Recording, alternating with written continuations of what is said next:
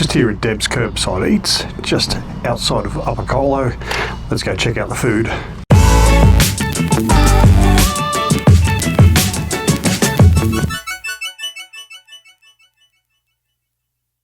So I'm here at Debz Kerbzide Eatz, just outside of Upper Colo, and it's quite a nice spot. After a half day riding, I've been wanting to get up here for ages and try their food, so heard nothing but good things, so let's check it out. Alright, so this is the curbside pack. Chips, burger.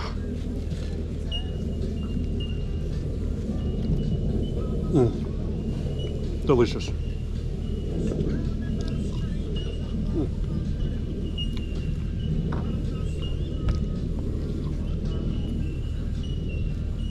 Nice chicken salt on the chips too. Now I'll try the coffee. So the coffee's good too, so definitely get up here and give it a try. Alright, time to go. Oop, almost stalled it.